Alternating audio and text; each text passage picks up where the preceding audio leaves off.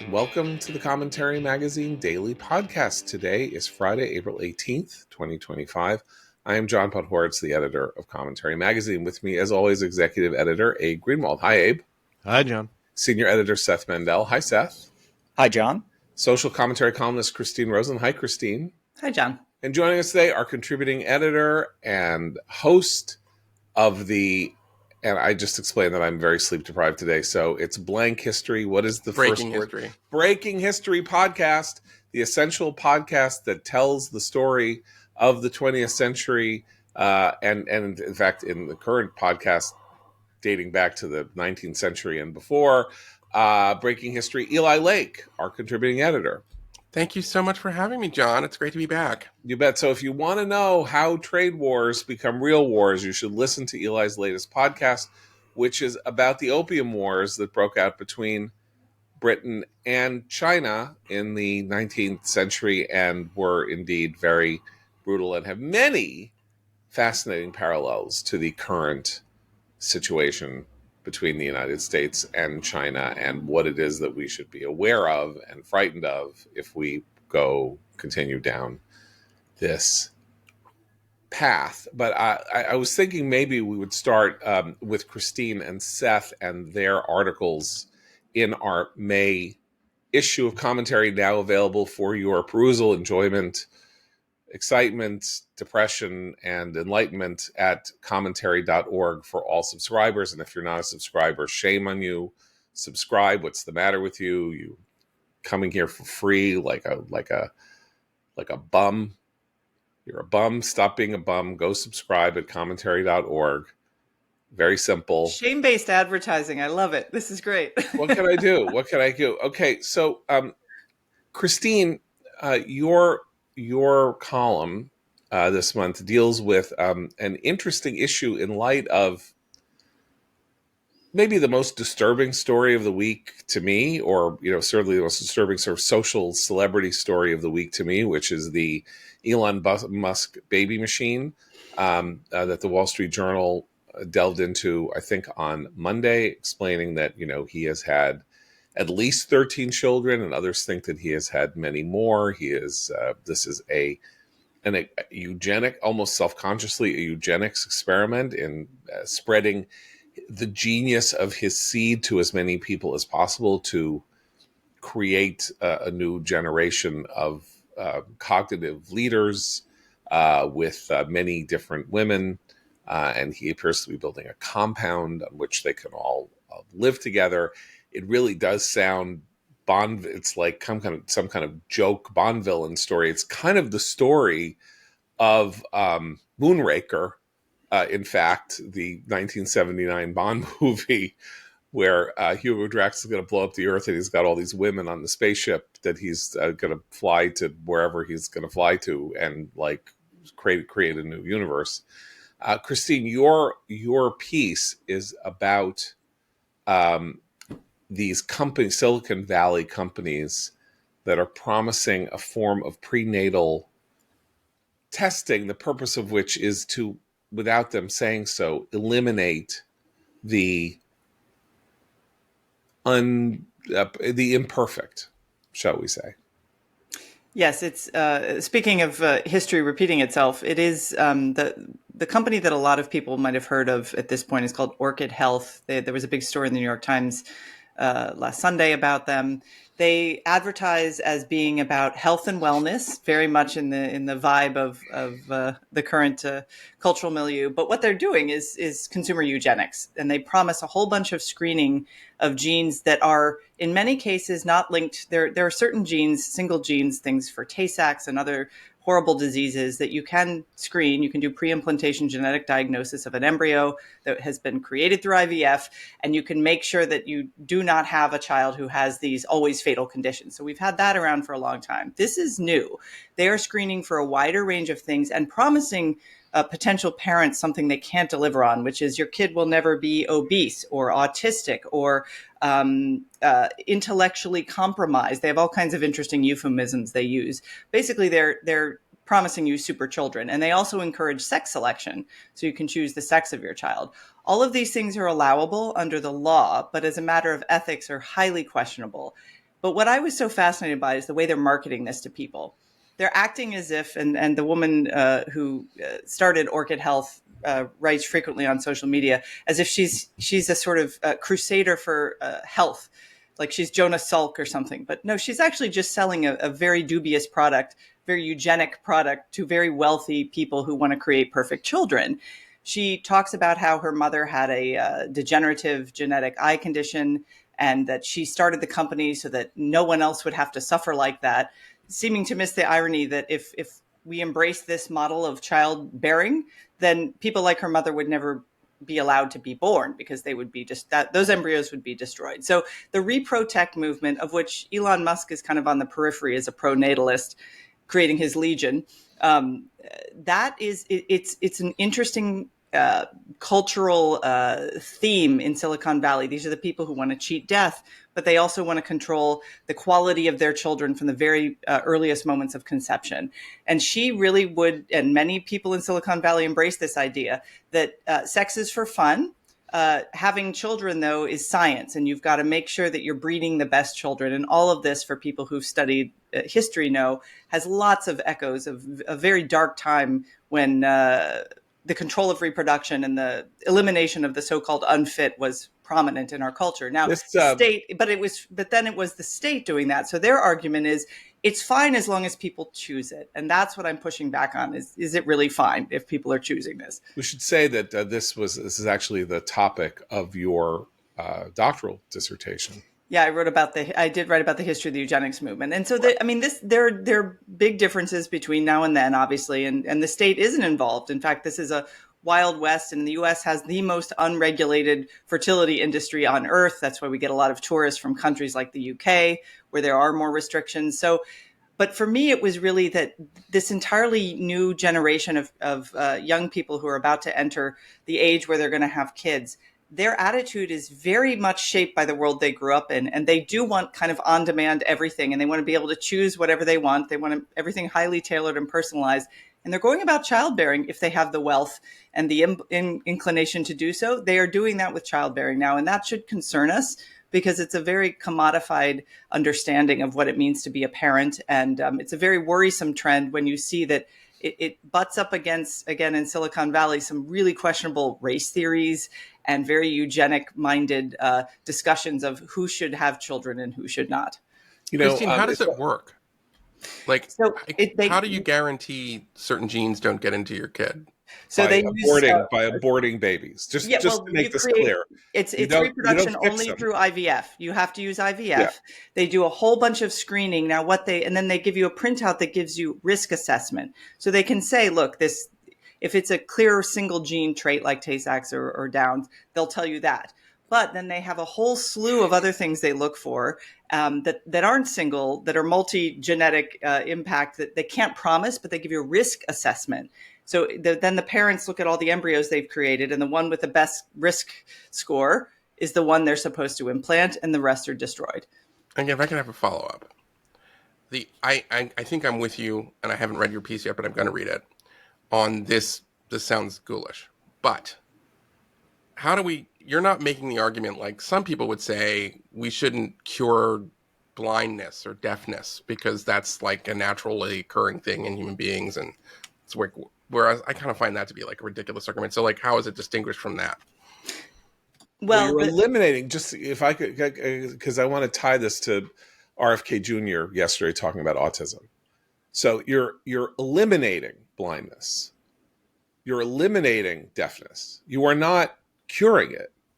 You are removing it from the human genome. That, in theory, taken to its logical conclusion, everybody gets rid of a blind baby. Now, blindness isn't actually sort of testable, I think, in this case, because there are a few conditions that are genetic, but not all. Yeah. So what is missing from the euphemistic language of organ health and all that is throw away the imperfect nascent life that you have generated if it is going to cause you trouble upon birth. Well, can I just add one thing? Yeah. That Christine mentions in her piece, but you're not even reading it, the gene pool of it, because the only people who can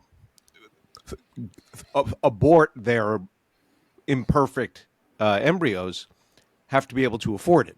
Exactly, Yeah. exactly. Right. The underlying, the part of the message that worries me the most long term is that they're framing this. In fact, the founder of Orchid Health says at some point, pretty soon, not screening your embryos will be like the people who ride around not putting seatbelts on. It's a safety issue. And that is exactly the language of the eugenics movement of the previous century, which said it is actually unsafe to bring people into this world. It's wrong.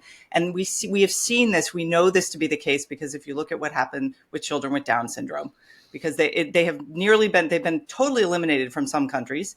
And here in the U.S., any woman who refuses that testing because she's happy to welcome a child with whatever condition the child emerges with, they are the enormous amount of pressure and the feeling of you're being irresponsible as a parent if you bring a child into the world knowing it has this condition.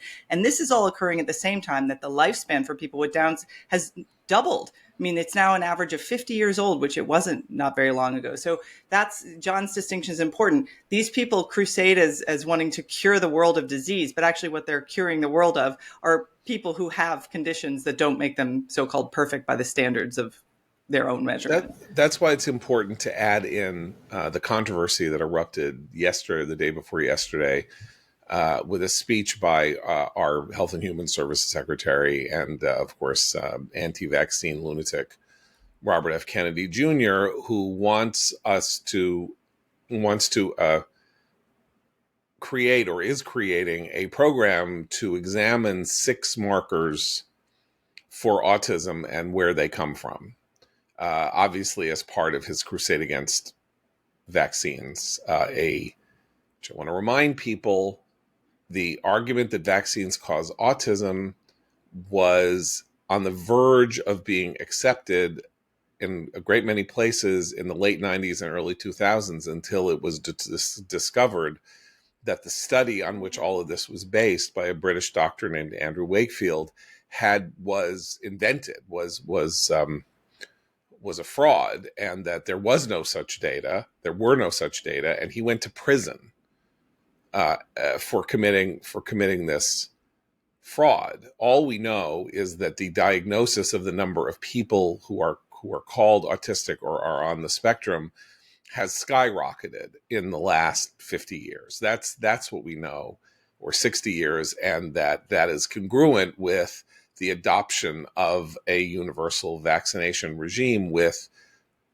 babies or small children. And so this correlation then has become causation to many people. The reason that the RFK comments were so controversial and that in a different time, in a different place, he would no longer be serving as Health and Human Service Secretary after what he said, because of the outrage and because a normal administration would say, you can't talk like that. Like, you've just been incredibly divisive and you're going to make us look all like monsters, is that he said he wanted to do this. This is really important because basically autism is nothing but a tragedy. These people, they will never know love. They will never have a job. They will never be able to date. They will never be able to That's work. not true. Right. My That's point, totally false. Like, there are all kinds of people with autism that, like, I don't know, like have super like powers, and they yeah, like Elon Musk, who or claims like to be Mark autistic. Zuckerberg or something, right? Yeah. Right. No, but I mean, that is what he said. And now there is a phalanx of MAGA apologists who are saying, no, he didn't say that. He was only referring to the very severely autistic. Now, the reason that this is so horrifying to me is I know, as I think a bunch of us probably do, I know parents with kids who are on the spectrum that range from very mild, very socially awkward, uncomfortable, having, all that, to almost nonverbal, or whatever. And these are parents who are devoted to their children, who love their children, who do not look at their children as though they are nothing but a burden and and have made their lives a living hell, but they have made their peace, however it is, reconciled themselves to the fact that they are living a different kind of life from the life that they expected to be living as the parent of somebody with very special needs. And there is a moral and social magnificence to people like that, that RFK's and Orchid Health's assertion that you should be spared this tsuris. Nobody wants this. Now, of course, as you say, Eli, and it's very important, we shouldn't then say it's great to have autism, just like there is this weird moral framing in which the profoundly deaf advocate for the idea that deafness is its own separate culture, and that if you can somehow be cured of deafness and learn how to hear, that you are betraying a separate culture. That seems to me to be immoral, in the sense that you are then denying somebody the full range of human abilities in order to keep them contained within a community that is there of necessity, but is not there to, it's better, to have good eyesight and good hearing than not to, right? I mean, so in that sense, that's where the core kernel of common sense comes in, that Orchid Health is exploiting, or that all this consumer eugenics, as Christine calls it. And the thing that RFK's comments miss also is the fact that it's very hard to describe people as severely autistic or highly autistic or whatever, because even at those ends of the spectrum, there's a range within those ends, right? So I had a college housemate who was what I would say highly autistic, and but he was living in a college house, right, with the guys, and he was doing fine grade wise. But whenever somebody called the landline of the house, whenever long distance carriers called the landline of the house, and this person picked up and they said, "Are you happy with your long distance service?" he would be talked into changing it. And so you would look at the phone records and see, we changed long distance carriers 3 times in the past 2 weeks, because he would, and then we would get to a point where we actually had house meetings where we would practice this person not answering the phone. And he couldn't do it even in practice, meaning we would make a bring bring and he would be in the other room and he would say, "Hello?"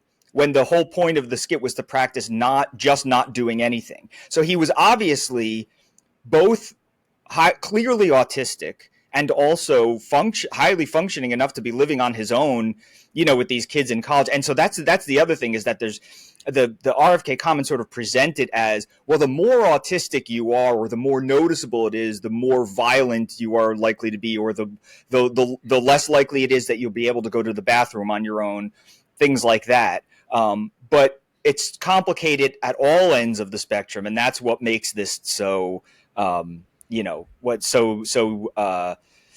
so difficult to talk about with people who view it as the same thing as, like, say, blindness, right? Which is like, it's you want to have good sight and things like that. But that's something that everybody can agree, right? Is just but an autistic person has like they fit into these weird categories where it's not really clear how to separate all the various aspects of their condition and their personality.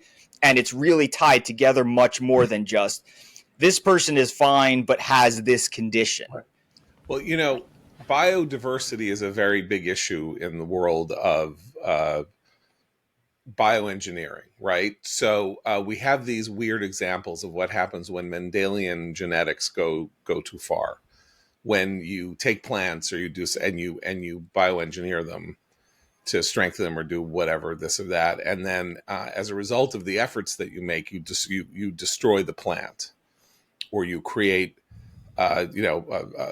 harvest crisis. I mean, the single most redolent example in history is, though it was before Mendel spelled out Mendelian genetics, was the Irish potato famine, when Ireland ended up with one kind of potato, and a disease ripped through the potato crop and destroyed the single most important foodstuff in Ireland, and millions of people died of starvation in the 1840s because there was no biodiversity in the potato crop in Ireland. Similarly, the red delicious apple, which people were playing around with to make it redder and crunchier.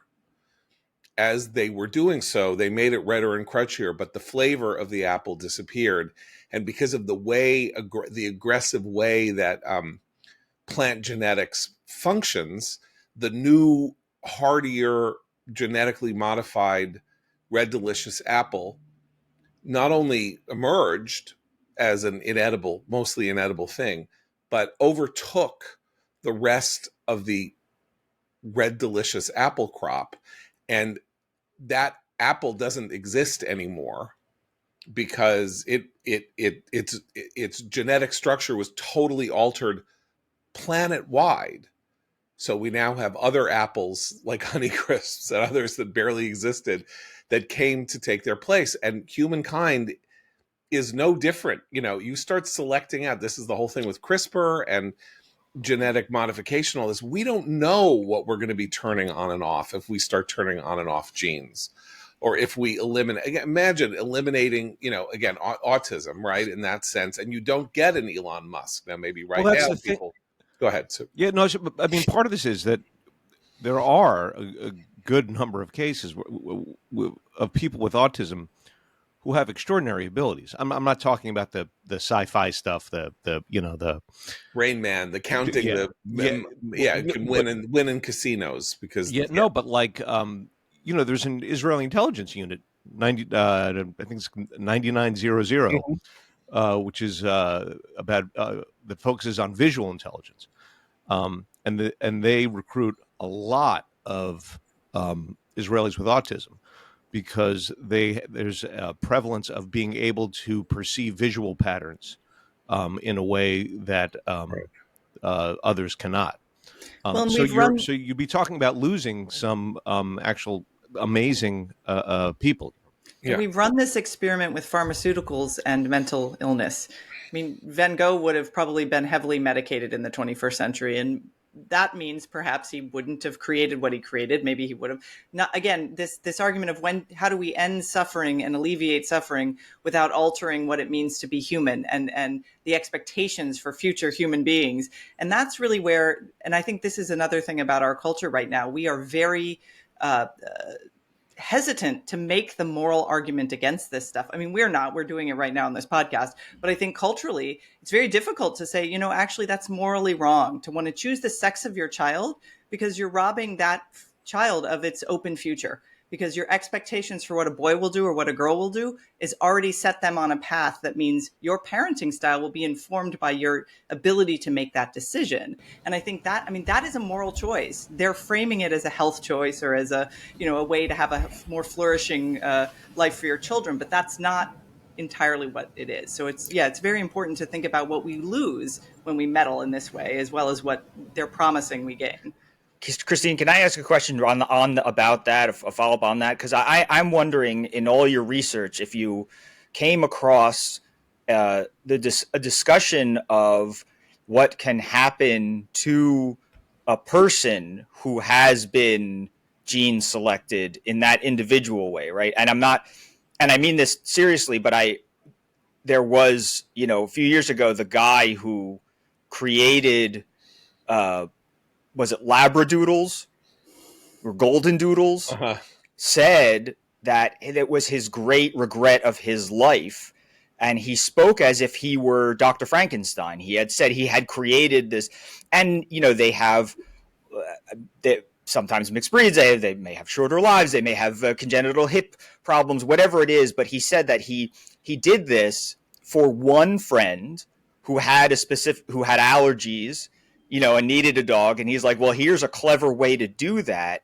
and then everybody wanted these things. And I'm just wondering is there something about like, are people worried about what this sort of selection might do, like physically, to the people who have been selected for specific traits? They are. I mean, this was actually why the woman who discovered the CRISPR process has been a very fiercely ethical advocate for how we use that powerful tool. CRISPR is gene editing, so Gene this is a editing. So different thing. right. So you don't pass it down, but you can edit the genes of. So even just keeping it within one person's body, she's talked about what that means. There's only been one documented case of someone actually altering permanently a genome, and this was a Chinese scientist who through IVF tried to select against a gene that might make someone more susceptible to getting HIV. He was imprisoned by the Chinese government when he published this work. It was against the law even in China, and he became a pariah. But a woman did give birth to twins with that altered genome. So we do have two human beings on this earth who've been genetically modified. We don't know where they are, what's going on with that situation. But that's actually where, yes, we have to be super cautious. We don't even know the long-term health implications for all the kids who've had, all the embryos that have had selections made. But for orchid health, what they're promising is a risk score, and that makes it even more ethically dubious, because they're saying the risk that your kid might be obese, the risk that your kid might have depression or be short or be the wrong, they can choose for sex. All of these cases, then, again, you're speaking to the expectation for what a person wants their child to be, rather than the gift of having a child, which is that you've been given a gift if you have a child, and your job is not to shape them into this perfect human being. It's to give them a open future. So we don't really know, because we don't allow it. We don't allow that kind of modification yet. But we certainly, to John's point about the sort of whole genetic pool that we're all in, it can't not have implications down the line for the human genome. It just will, because we're already selecting against a number of things right now. So let's move on to Seth's piece in the issue, which we're going to move on here from the medical to the psychological and political pieces called The Anti-Semites in the Conservative Manosphere, and delves deeply into the latest series of controversies largely involving the hottest people in politics, the soccer moms of 2024, the hockey moms of 2024, the male podcaster contingent that proved to be the influencers that really shaped our election and changed things, and how much that world, particularly around MAGA and to the right of MAGA, if such a thing is possible, where they are going in relation to questions involving Jews, American Jews, Judaism, and Israel. And weirdly enough, the one thing they have in common, by the way, with what we were just discussing, is that because they are the modern version of what used to be called pickup artists in like the VH1 era, a decade and a half ago, maybe 2 decades ago, whatever it was, they are also kind of in the market of self-selecting for desirable traits, right? Not just among not just among people they seek to date. I mean, among themselves, they are part of this movement that's like, this is where you get the don't eat seed oils also from. The crunchy cons, and yoga moms come together in this sort of movement also, because there is a kind of like, you want to be this type of person, and we want the gene pool to have only these type of people. And, because there's anti-Semitism involved, they talk about the gene pool, quite a bit. It's a weird sort of, reflection of that. Right. Okay. So you're there talking obviously about Andrew Tate, the mixed martial extreme artist person who then started out in the 10 years ago telling young men to look women straight in the eye, shake their hands, be a man, work out, be healthy, be, you know, sort of courteous and treat women right, and then this then morphed over time into some very weird stuff, and he and his brother are accused of sex trafficking, and I don't know what, but I mean, so it starts out nice, right, including, and then intellectually in this world of people, it starts out with and this is, by the way, Eli should jump in here a little bit too, because it's kind of a version of the theme of his podcast taken to its most nauseating extreme, which is the stories that you are being told about the world, largely by woke people, about how the world has been built and made, are lies. And there's a lot of lies, and they're handing you a load of garbage. And for us, we would say, like, the 1619 Project is the example of this, the revision of American history to tell a different story. And you have to go back and tell the story anew. But so what they're doing is saying the things that you think you know, or that you're told are conventional wisdom, you have to start questioning them. You have to start questioning them. And then the funny part about it is, somehow when you start questioning the conventional wisdom, you end up with Hitler's not such a bad guy. Winston Churchill was the great villain of the 20th century. And it's just not true that 6 million Jews died in the Holocaust. Somebody is handing you a bill of goods. Why it ends up there is part and parcel of the experiment to tell the true story that's been hidden by the fake story, right?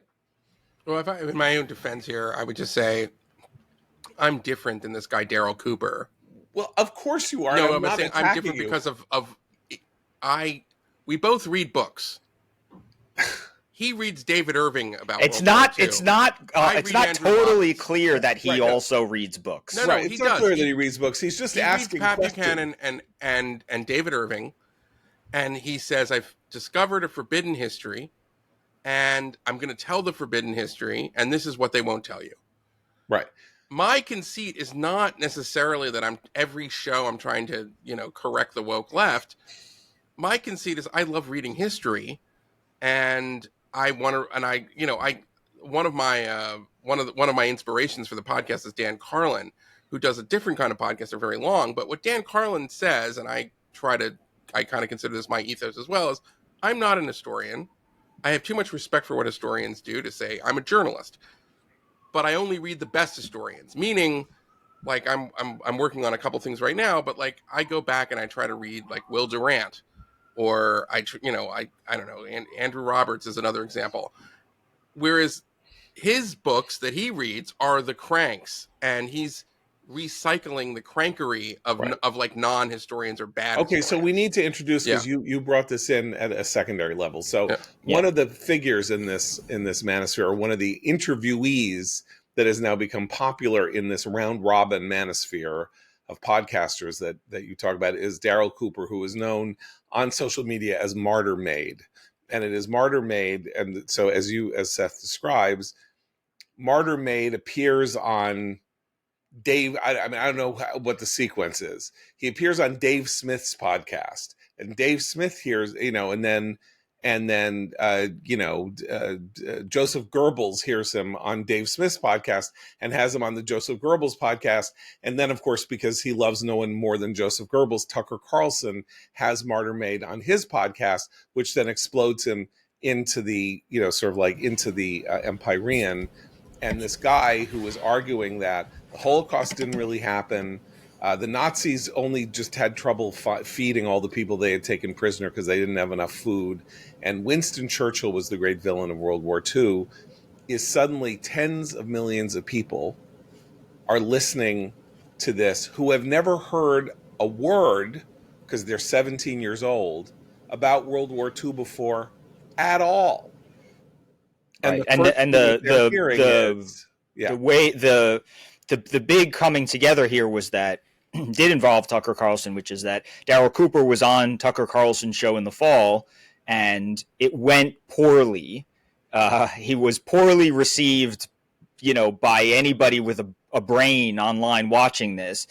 And he even seemed to sense that it kind of went poorly. But of course, everybody on his side, of the question defended him. But then he got so much criticism that Joe Rogan decided, because Joe of Rogan all was the the number criticism, one who has the right? most listened to podcast in the United States. So by Joe a Rogan factor is the of 2. king. He's the Yeah. podcast king, and he is what made the industry what it is now. He's the one who showed that you can be an actual podcasting superstar. There is such a thing. And so he's sort of at the top of the chain, but also because he's not explicitly political, he's just, a guy, he's cultural, and his interviews sometimes go on for 3 hours, right, where they just sit and talk. He has become the epicenter of all this. So Joe Rogan, who has an incredible reach far beyond politics, picks up where Tucker Carlson, who is a sort of explicitly political project almost, left off. And that's how these things got passed from the things that weird right-wing types wanted people to start talking about into a kind of mainstream, because Joe Rogan is, at this point, we're talking about millions and millions of listeners and subscribers. We're talking about... He is bigger than the mainstream. Like, he is his own stream. We don't really have a mainstream anymore, Right. because the mainstream used to be numbers. The mainstream used to be 3 networks, dividing up 90% of the audience. Joe Rogan has 20 million listeners a week or something like that. That makes him bigger than Colbert, Fallon, Kimmel, and the nightly news put together. So he is his own. And with an audience stream that is younger, and therefore, his influence carries generationally in a way that is confounding people in politics, because, young men are trending more to the right. Not that young men are conservative, but the numbers are, they are moving to the right from where they've been. And Joe Rogan is kind of at the center of that, without himself being a conservative, an ideological conservative. And the same goes for somebody else I talk about in the piece, which is Theo Von. Now, Theo Von, I remember Theo Von from Real World Road Rules, an MTV show from when I was, I guess, a teenager or whatever. And, MTV sort of pioneered the reality TV sphere with Real World. Theo Von was a guy on Real World Road Rules, which was one of the later versions of it. And he, he's just kind of like this philosopher bro type who, says things, and I'm wondering, and I want to know this, and I'm wondering. And, over a decade later, he turned into a massively popular podcaster. People may remember Theo Von because it was on Theo Von's show that Donald Trump appeared in September or October and had this shockingly heartfelt conversation about addiction, and about his brother's addiction, and about what it's like to take drugs and why you take drugs and all of that.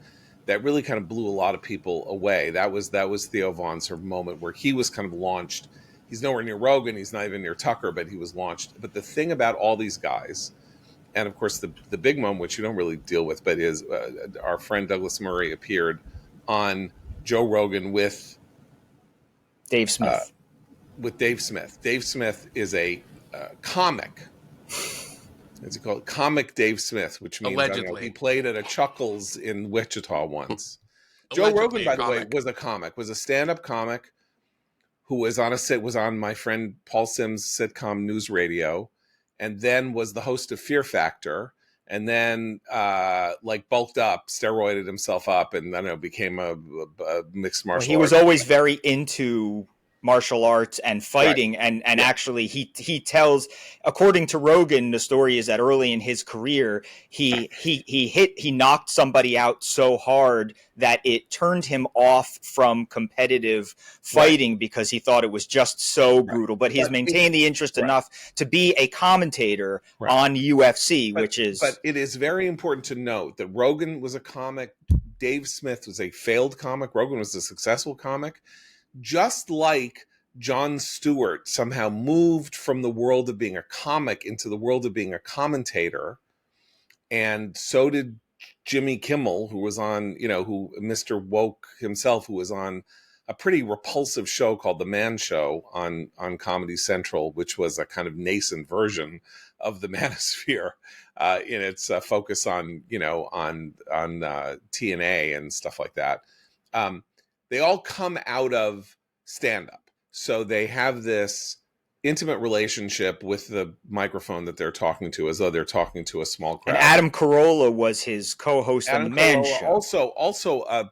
But a much more responsible person than the Manosphere. Right, and he sort of went right, and Kimmel sort of went left, but they both came from this. Yeah, Kimmel totally went left. Okay, so but my point here is that, as Douglas Murray said when he was on with Dave Smith, or maybe after, he's like, and Jon Stewart famously did this in ending the first phase of Tucker Carlson's TV career, when he was on Crossfire with Tucker Carlson and was like, I don't know, being preachy, and Tucker said, "You're a comedian, be funny."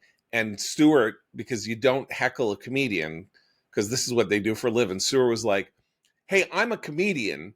You're like supposed to be a serious person talking about politics. Why don't you do that instead of telling me what I should be doing? Like, you be you on this show, not me." And it was a humiliating moment for Tucker, and it took him 10 years to recover from it. But Stewart played that hand, and then, of course, did become exactly what Tucker accused him of being. And Dave Smith, in debating somebody like Douglas Murray, who, by the way, was like the head of the Oxford Union Debating Society, is the greatest debater I have ever seen. And you don't debate Douglas Murray. Like, you're stupid. Like, just don't do it. Douglas Murray said, the game you play is every time I actually bring up something substantive, you say, well, I'm just a comedian. So if you're just a comedian, don't be talking about the Holocaust. He didn't. That's not real. I just want to say something, John. Okay, please. I'm sorry. That's what he gets accused of saying.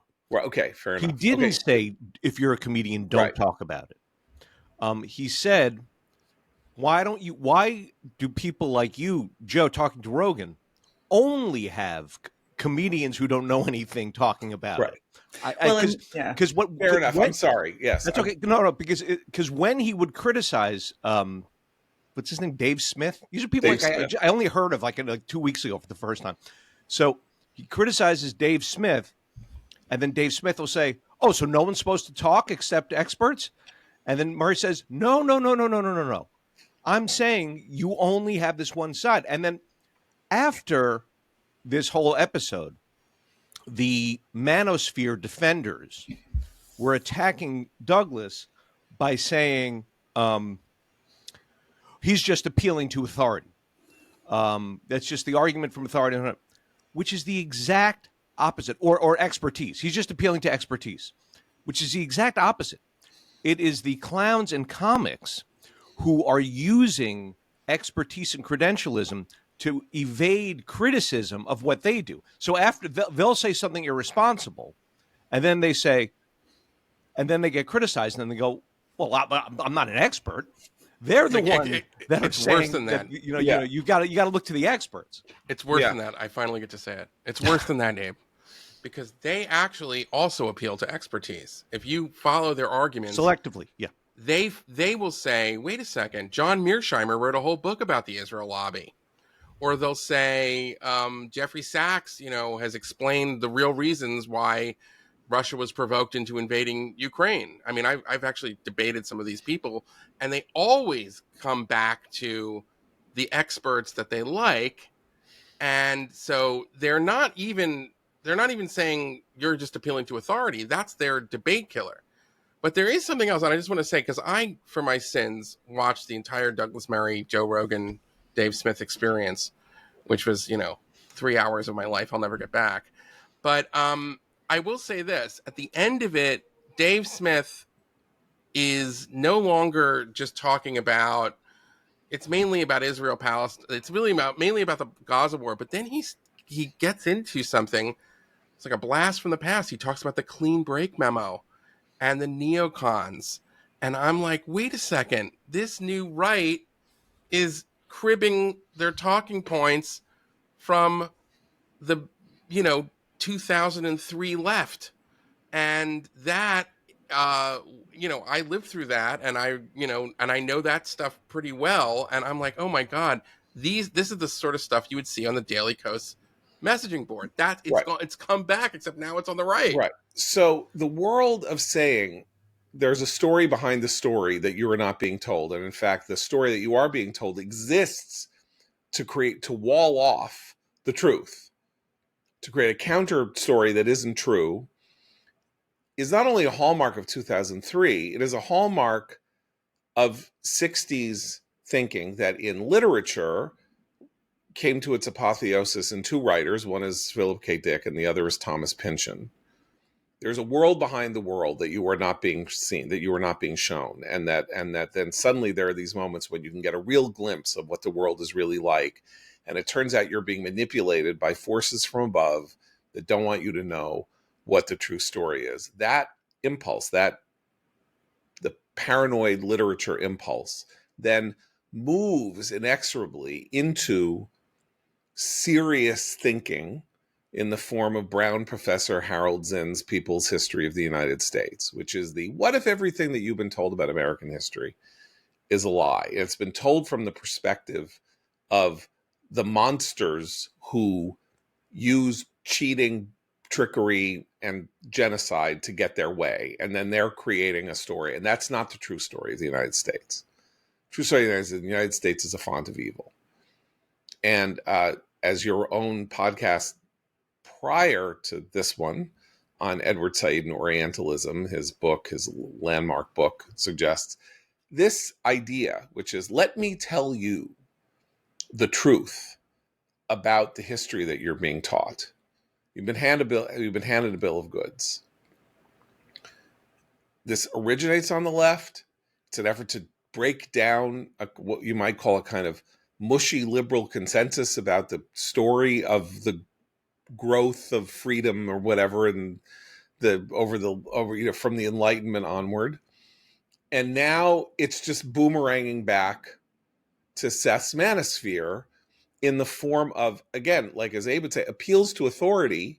There are appeals to authority, just that the authorities are the guy who lost the libel trial in England because he tells disgusting, defamatory tales about the Holocaust, and then sues people and then made the mistake of suing Deborah Lipstadt. This is David Irving, who called him on what he did, or this weird world of people who are consumed with the idea of saying there's no way on earth that 6 million Jews could have died in the Holocaust because look at the math. But this is also, in some ways, it's actually the left's long march through the institutions, and particularly higher education and K through 12 education, with regard to history, succeeded, and that Howard Zinn narrative became the mainstream. And so the young men right now who find all of this nasty anti-Semitic nonsense appealing, they were raised in an educational system where that is the only story they ever heard. And so I think that makes them, there's no hero's journey here. There's no sort of pride in one's country. I mean, I looked at some of the textbooks my sons in public school had to read and then would give them alternatives all the time. So I think that's actually why the extremism is so appealing to them, because they've heard this negative story and now they're being told not that their country is actually great, because they don't hear that message enough. What they hear is, and unfortunately they also hear this from the MAGA types too, which is everything's going to hell in a handbasket. And the reason it is because you're being lied to. And that's very appealing to young men ages, 15 to 25. I just want to bring up, there's something else that happens in this ecosystem of cranks, especially when these debates happen. When you argue with or debate a conspiracy theorist or a revisionist, well, they're not historians, but a revisionist, it's very difficult in the sense that you have to be a scholar of their nonsense. So they come at you with a story about something that never happened. So you've never heard of it. You don't, and they're like, well, what about that? What do you mean you haven't heard of it, Abe? That's what right. Yeah. And it's like, well, I don't know. It happens. Did it happen on Venus? I don't know what to tell you about that. because I can't debunk it. It's not real. It's not in the record. It's not. It's not. There's nothing there. This is the first I'm hearing about it. Yeah, and also they have this thing where I think this goes back to a point that Abe has been making on the podcast, which is the everything is broken theme, which is you can supercharge a conversation like this post-COVID in a really easy way, because it just keeps coming back to this. We've been lied to about all these really big, important things. You can't trust the people. And what are the people saying? Right. That COVID is real and the Holocaust happened. Well, if one of them, if you figured out that one of them, and somebody involved in this discussion said exactly that, Myron Gaines, who is one of these Manosphere type, pickup artist type podcasters who turned suddenly to anti-Semitism post October 7th, he actually said, something like this on Twitter to Ben Shapiro. He said, well, the JFK files, they have Israel all over them. The newly released JFK files have Israel all over them. So you were lied to about Israel being involved. And if you were lied to about that, how do we know that the 6 million is Israel? I mean, they literally make this jump from have been lied to you've been lied to about everything throughout history in every country and in every scene.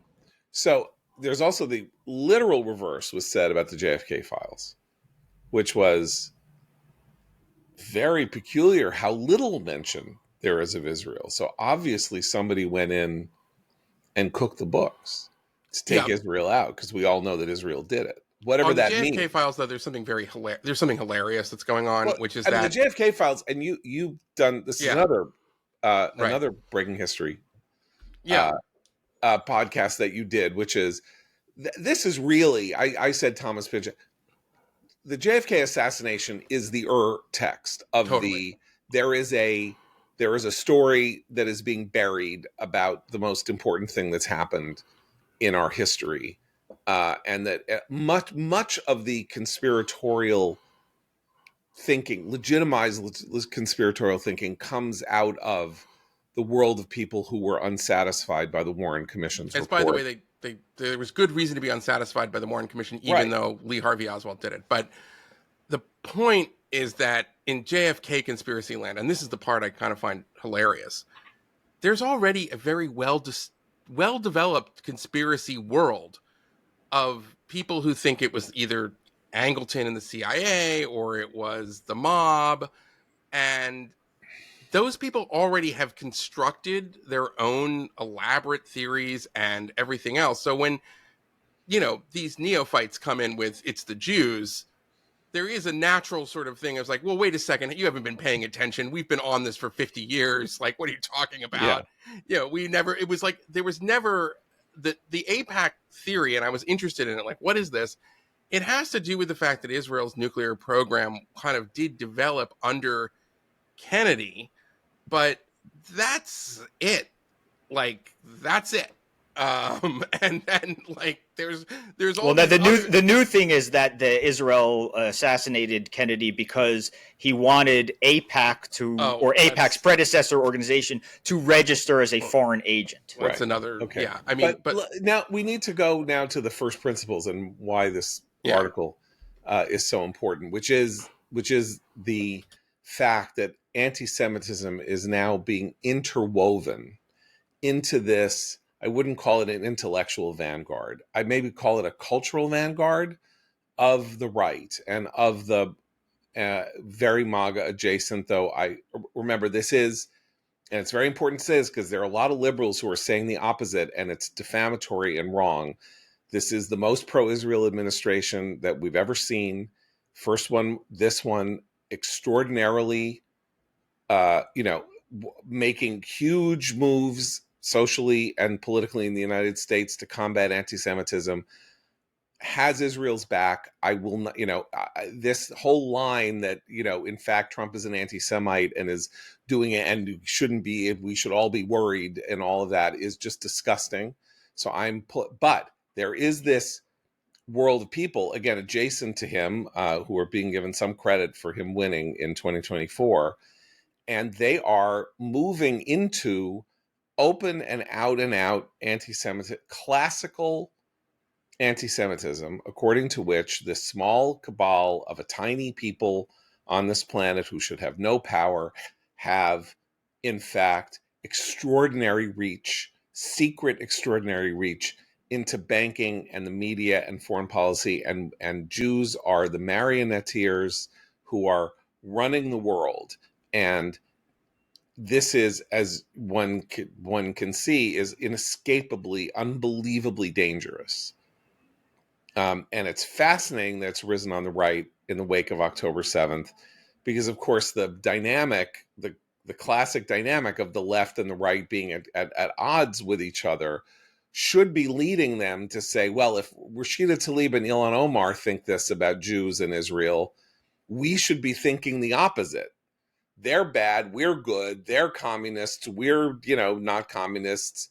We like Trump, they hate Trump. Whatever, Trump is friendly to Israel and Jews, we should be friendly, except they're not going there. They're going somewhere else.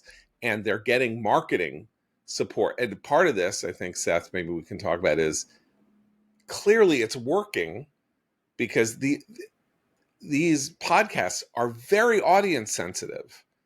They're watching the data and their metadata and seeing who's watching, how long they're listening, all of that. And if this stuff were dying, if this stuff weren't selling to their people, they would drop it like a hot potato, and talk about other stuff. Right. Joe Rogan would not have someone on his podcast to talk for hours about that person's appearance on someone else's show, meaning Tucker Carlson's show, which is what started that round. If it were not going to get Joe Rogan ratings, and Joe Rogan is so high in the ratings that obviously this is growth. This is a growth industry for podcasters. But he said, now I want something I said in the article. I quoted in the article. He said something very interesting. So there's this other revisionist, Ian Carroll, who's gotten popular on TikTok. And Ian Carroll comes on Joe Rogan's show every so often. He does the rounds. And he's thinks and talks exactly like the other. He sounds like Candace Owens, just to give you an idea. So Joe, at the end of the show, where Ian Carroll's on Joe Rogan's show, Ian Carroll goes on this whole ridiculous rant about how, Israel was sort of born in original sin, not because of Nakba stuff, but because it was founded by gangsters and crime syndicates. And therefore, the people who run Israel are outgrowths of these crime syndicates. And then Rogan says, and you had to stick it out for 3 hours to hear this. And then Rogan says, quote, and what's interesting is you can talk about this now post October 7th. And there were a couple of other quotes like that in the article from people saying explicitly that their interest, we can talk about this post October 7th. That October 7th really did have this effect of supercharging the horseshoe effect, which is where left and right move so far away from the center that they meet at the far end. And that October 7th really was a catalyst for this coming on the right in this way. And that is a very dangerous thing, because part of the reason for that is that they saw it as a moment of Jewish vulnerability. October 7th was a moment when they felt like you could climb up on your soapbox and say anything and maybe kick the Jews while they were down. And when you see people who are opportunists, which you have to be, in their situation, when you see people who are opportunists saying, oh, there's a real opening here, it's not because they've had some intellectual transformation. It is because they see this growth industry and this opportunity and a weakness. And the weakness brought out this anti-Semitism and weird anti-Zionism in people who never expressed it, not for a second, not a word of it, before October 7th. And so it makes you start to think, what else is under the surface here? Who else right, is thinking about jumping into this particular game, and who else thinks this way but is just waiting for a moment to come out and say it. Well, and when Israel then defended itself after October 7th, there was a whole new phalanx of people, largely on the left. These are the Rashida Tlaib types who then attacked Israel for doing that. So it's not just that. I think you're right that you have this horseshoe effect, but I think on the left there was a lot of bolstering of the arguments against Israel and the anti-Semitism, a lot of wink wink about, but they put it in the context of Israel's war against Hamas. And so that actually adds to the number of people who are always going to hold Israel and the Jews to a different standard internationally. And on the right, that's actually where John's point about Trump is so interesting, because a lot of his supporters don't like the Jews, but a lot of his supporters also love Israel. These are not the same groups, but there's at least more tension and discussion on the right about that and about anti-Semitism than I've really seen at all on the left since October 7th. You know who's really interesting in this space to watch is Charlie Kirk of Turning Point USA. Because Charlie Kirk is a very pious Christian who loves Israel for kind of the evangelical reasons that Irving Kristol wrote about, 50 years ago, 40 years ago, I think, in commentary. And there's a now viral clip that's gone around where he does these things where he goes to college campuses and various people get to ask him all kinds of questions. And a full-blown neo-Nazi type comes up and basically starts saying, the Jews are a cancer. They've been kicked out of 109 countries. There's a reason they take over all this stuff. And Charlie Kirk very calmly kind of puts him in his place. And at various points in this exchange, which is almost 20 minutes, he says, anti-Semitism is a mind virus, and it has taken you over, and it's melted your brain. And, some of the things that Charlie Kirk says I don't agree with, and there's we can criticize it on other things, but I think you're absolutely right, Christine, that there's a real tension on the right, and that you can't just look at the Manosphere, Tucker Carlson, Daryl Cooper, I don't know, Joe Rogan has had lots of people on. He had on Douglas Murray, but the point is that you have that, but that's not necessarily the future, and I think that there is an interesting fight on the right. Which, there are certainly pro-Israel Democrats, but it's not that there. You can see that the they get firebombed. They get firebombed. Exactly. When they're having a Seder. And that there's really not that much energy on the pushback on the left side. Right, and part of that is the Christian politics, how that factors in. The Charlie Kirk scene that you mentioned was a guy coming up to a microphone and saying, the Talmud says that that goyim are lower than dogs. So how can you support? And they got into a sort of theological. Now, Charlie Kirk got a lot of things right, weirdly, in his response. A few things wrong, but that can be expected. You didn't even expect Charlie Kirk to sound like he was able to get into this, but he actually wasn't intimidated by the Talmud argument. Why? Because the Talmud argument is very popular in this discourse. There is a very religious aspect to this, and so this guy stood up and said, "I'm a Christian.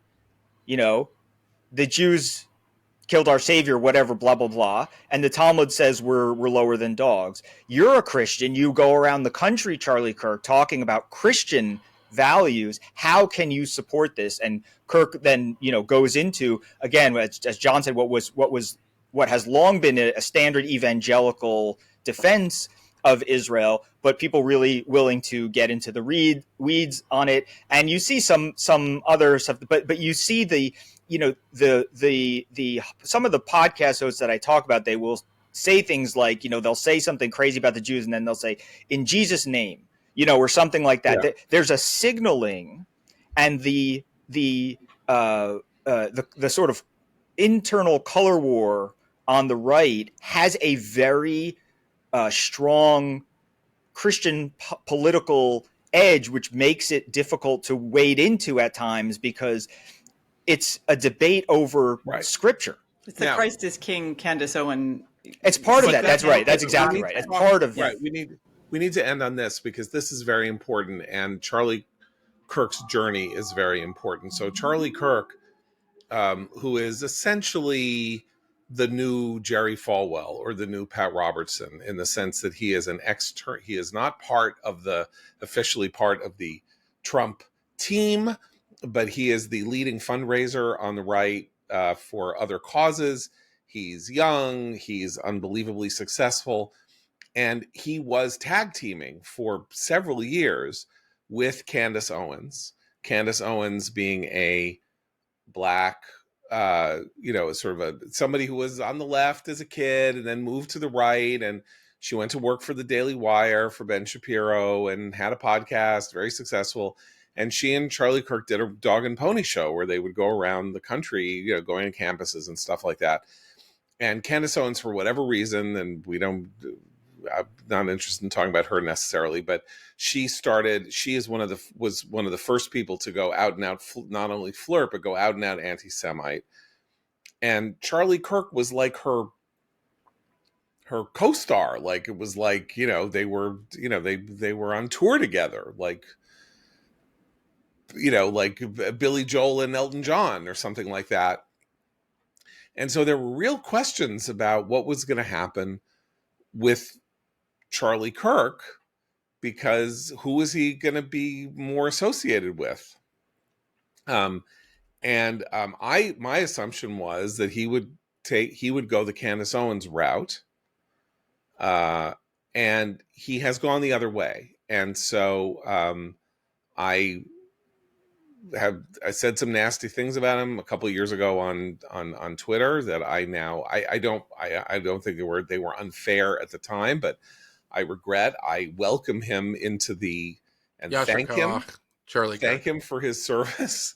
That stuff is very important. It's unbelievably important for the people, the young people. I would say, as much as I love Douglas, it was more important. That viral video is probably more important in terms of the debate on the right now than Douglas Murray's 3-hour appearance. Way more important. Also, because Douglas is now identified as a sort of righteous Gentile defender of Israel, and that is not Charlie Kirk's. That is not a definition of Charlie Kirk, who is the ambassador for MAGA to the youth. That is his place, and it was a remarkable clip. It was remarkable in its literacy, I thought, as I think Seth indicates. And again, the fact that we've seen this for 10 years with my friend Ben Shapiro going to college campuses and very calmly taking apart people who go at him, mostly in this case, leftists going at him. But Ben is an Orthodox Jew. Not saying that means that he can't have an honest debating conversation, but obviously he is a person whose interests are, directly personally involved in making the arguments that he's making. And Charlie Kirk could have gone another way. And he has instead gone the other way. And of course we have him. We have Mike Huckabee now confirmed as ambassador to Israel, presidential candidate. He was the presidential candidate of the evangelical part of the Republican Party. In 2012, he was governor of Arkansas, Fox host, and there he is basically saying, yeah, let's annex Judea and Samaria, that kind of thing. I mean, so it is this is a very important fight on the right.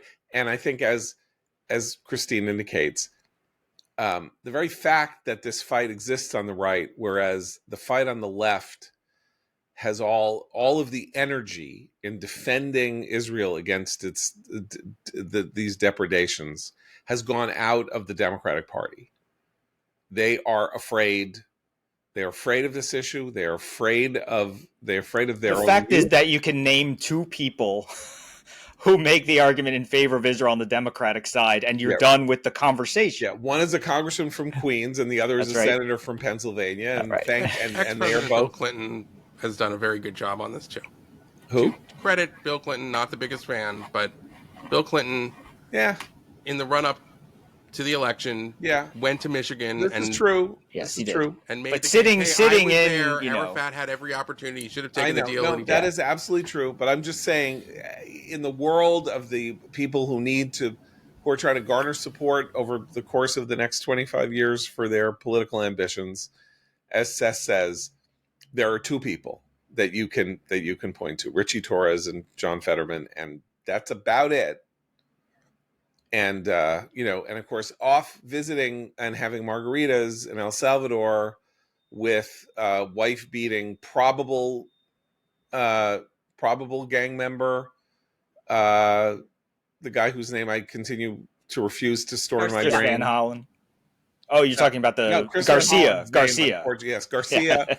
Having margaritas there, senator from Maryland, and also from Gaza, Chris Van Hollen, the most anti-Israel person in the Senate, and as somebody said, siding with this guy. There is more evidence to suggest that he is a gang member, and certainly more evidence to suggest that he is a vicious wife beater than there is that he's an innocent Maryland man who needs to return to the loving bosom of his wife and child. And there is Chris Van Hollen, who is visiting with him in El Salvador.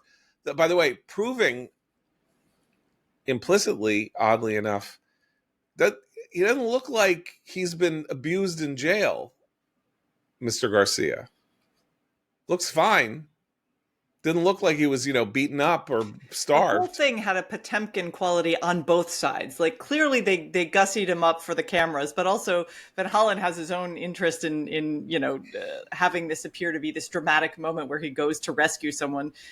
It's still, both of which are distractions from the actual issue of whether or not the Trump administration has done the right thing here, regardless of this guy's status. Whether administratively this is how we should be processing these cases. But the whole thing just seemed like it seemed really like state TV in some way. So it's like if the court orders you got to get him back, you can't say maybe or no. You got to just that's how. No, I agree with you, but the version of this is Skokie. The Nazis march in Skokie or want to march in Skokie, and nobody wants the Nazis to march in Skokie. But they get a permit, and there's a free speech question, and you support the Nazis and their right to march in Skokie in 1979. Or is that one thing? Or are you Senator Paul Simon from Illinois sitting down and having a margarita with George Llewellyn Rockwell, the head of the American Nazi Party? That's the image, and that will stick. Like, that was unbelievably stupid of Van Hollen. And there are moments where you look at this and you say, God, Trump is really going, like, things are not going well for him. His numbers are down 10%. He's now underwater in the economy and stuff like that. But he is always going to be blessed and benefited by the idiocy of his blinded Trump derangement syndrome rivals. And I just want to say that I am disgusted by this guy, and I don't like what I'm hearing about what he may have done, and I certainly don't like the story about his wife and her seeking a restraining order because he beat her up. But what Trump has done here is terrible. Jason Willick has a very good column about this in the Washington Post today. The issue here is the larger question of the Trump administration's behavior in sending people out without due process. That is where Democrats should focus. Don't start Maryland Manning this guy who is probably very bad news. I just want to say, by the way, Chris Van Hollen has been approached by Jewish leaders in Maryland. I am also a Maryland man now. Maryland father Seth Mandel, if you want, has would like some of Chris Van Hollen's attention. But the Jewish leaders in Maryland have approached Chris Van Hollen and said, at least talk to us about all this crazy anti-Israel stuff you're going through. And he won't. He literally won't sit down with them. He won't show up, and he doesn't have to go nearly as far as El Salvador to meet with a few of his other constituents who have some concerns. Can I just add one more thing? I just think is kind of wraps all this up, which is to always remember, and I think George Will is the one who put this, that conservatism as kind of a sentiment comes down to three words: to a point. And that really ties all of this together, because I agree with Joe Rogan in the Manosphere that the culture in the country went crazy in 2020 when Jimmy Kimmel had on Robin DiAngelo to talk about George Floyd.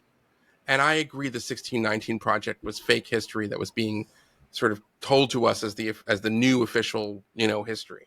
And I agree about Howard Zinn, and I agree that there are, and that I also think that, obviously I am a journalist who likes to do a history podcast. To a point, people. That's all I'm saying. To a point. Have a limiting principle. It doesn't, just because the experts were wrong about COVID in classrooms, doesn't mean all vaccines are going to give you autism and poison you. Just because the 1619 Project was shoved down our throats doesn't mean that Churchill is the villain of World War II. To a point. That's all. Well, their limiting principles do not exist anymore. No, it's As true. Orchid Health itself, Yep. to return to the why shouldn't Orchid Health be doing what it's doing? Everybody knows why it shouldn't. It's not the point. That you can do something. The logic of the Silicon Valley world is that you can do something means that you should do something, and then everybody can default to Thomas Kuhn and say, once you're able to do it, someone's going to do it, so you might as well be the one to do it first. And there are things that should not be done, and one of them is eugenics. And I don't know why we're having to go through all of this again when eugenics was discarded in the most violent fashion possible by the fact that two different eugenics regimes, one in Berlin and one in Moscow, attempted to refine the populations of the planet Earth to the likings of two psychopathic monsters, the worst people who have ever lived, and their principles here were, we thought, discarded forever. But you know what? It's just too tempting.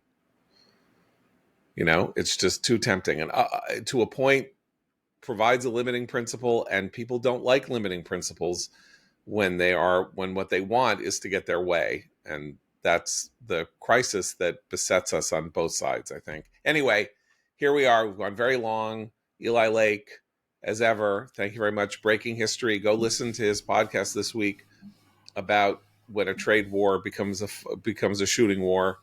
You can go back and hear his podcast about the JFK, the role of the JFK movie in perpetuating the JFK assassination, reviving the conspiracy, reviving it, yeah. and then advancing it, and various other fascinating moments in recent American history. And for Abe, Christine, and Seth, I'm John Podhoretz. Keep the candle burning.